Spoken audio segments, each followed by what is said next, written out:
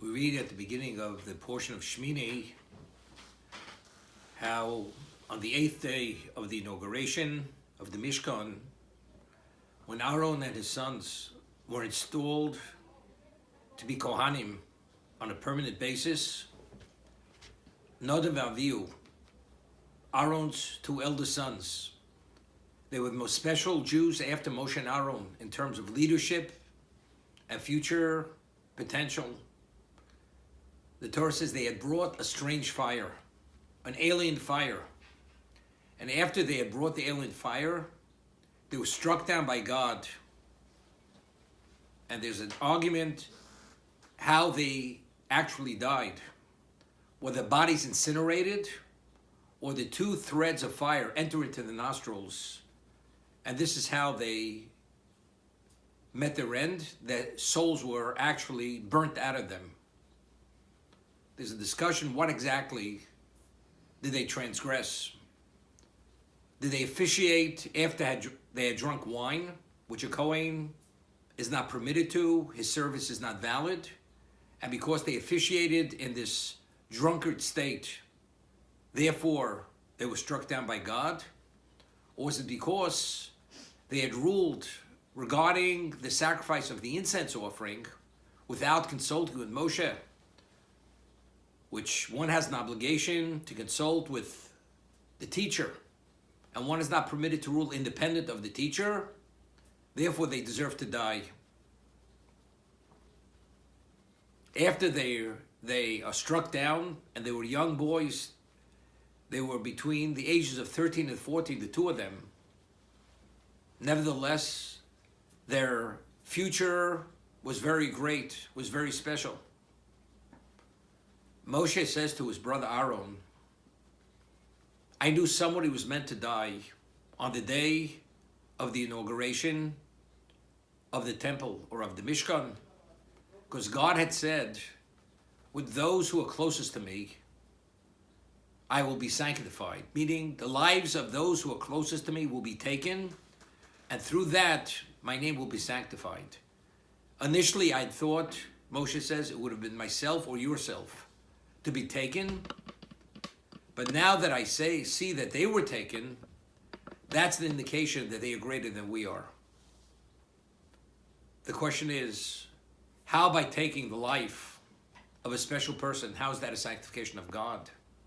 So Rashi cites the Midrash that if a person who is sin-free, but he has a slight blemish on his record, God takes that person because he had failed. So if nearly the perfect is taken, that is God's retribution. So a person who's far from perfect, there's no question he will be taken. When Aaron hears this, that his children are more special, they have a certain aspect of themselves more special than he and Moshe, he remained silent, which was considered something special. A father losing such two special children, not to ask the question why, but to remain silent, this is a special merit for Aaron,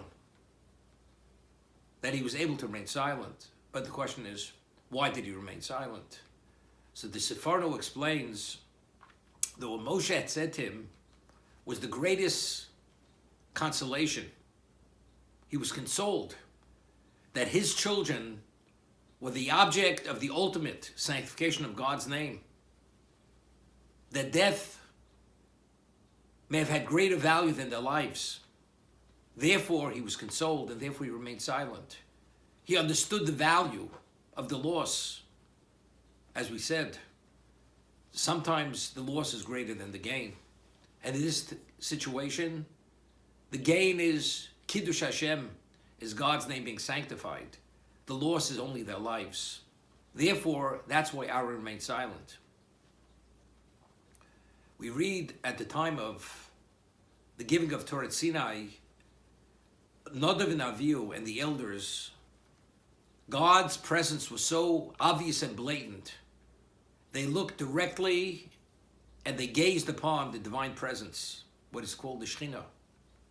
In truth, They abashedly looked at the Shekhinah without any degree of humility, which was considered a claim against them. Because of this display of lack of reverence, they all deserve to die. So why did God not take him at that moment?